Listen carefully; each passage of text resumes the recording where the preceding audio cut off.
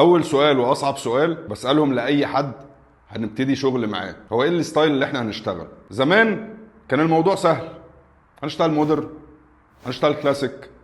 هو اي نعم كان بيجاوب غلط، يعني يقول لي هنشتغل كلاسيك وبعدين الاقيه عايز يعمل حاجات غريبه، او هيشتغل مودرن وعايز صالون مذهب.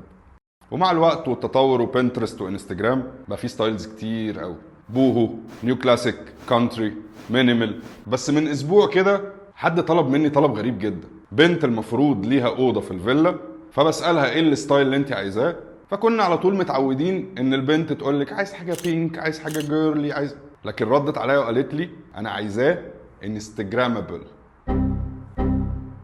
انا ما بتكسفش اسال يعني ايه، لكن مع سيرش بسيط وسؤال صغير لتشات جي بي تي عرفت ان هي محتاجه ان الكورنرز بتاعه الروم بتاعتها، كل زاويه في الروم وكل ديتيله في الروم يبقى فيها عمق وتبقى قابله للتصوير وفيها مساحه، وفي نفس الوقت برضو يبان ان المكان إليجنت وشيك كانك بتصور بره بالظبط، بحيث ان انت لو عايز تحط الكاميرا كده او عايز تحط الكاميرا كده او عايز تحط الكاميرا كده، بنعتبر ان الفوكال بوينت بتاعه الكاميرا نفسها هتجيب وراها كلير فريم. والله قال لي كده. ونصيحه مني لما تروح لديزاينر مش لازم تبقى عارف الستايلز كلها، ولا لازم تبقى عارف نوع الستايل اللي انت عايزه، لان لو الديزاينر فاهم هيفهم انت عايز ايه مش بتقول ايه.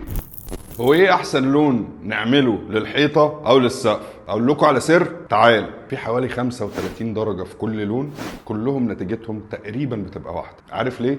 لان كل لما بنغير لون الاضاءه او شده الاضاءه كل ما بيديك لون مختلف خالص. فانا كمهندس ببقى واقف شايفك محتار بين ال 30 درجه وعارف ان نتيجتها في الموقع هناك هتبقى درجه 5، هتبقى درجه 10. ففي اختيار الالوان بنعرف احنا اتجاهنا ايه وبنختار لون في النص، وده بيبقى انجح لون. ولو في حد بروفيشنال شويه بيشوف هو موزع اضاءات هناك ازاي والدي لايت عنده قوته عامله ازاي، وفي الاخر النتيجه برضه هتبقى 3 4 الوان عندك اكوردنج. انت بتشوف اللون ده الصبح ولا بالليل، منور النور كله ولا منور نور واحد ولا منور هيدن لايت. فبيبقى من الصعب جدا ان حد يقول لك ده احسن لون. والفيديو اللي جاي هقول لك ازاي تختار الوان في النص.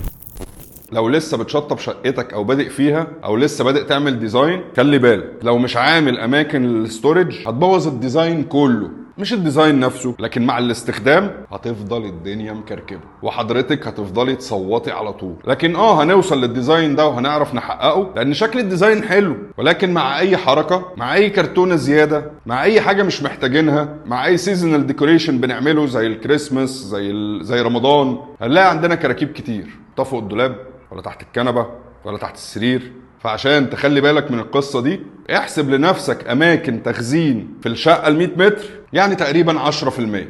وال10% دول تقدر تخصم منهم صحارات السراير والكنب والدور الثالث اللي في المطبخ. فهتلاقي نفسك في الاخر انت محتاج حتة 50 سنتي في متر او متر في 60 سنتي ويبقى عليها باب، ممكن يكون مخفي، ممكن يكون معمول بتجليدة. بس على قد ما هو صغير على قد ما هيرحمنا من سويت كتير. سلام عليكم.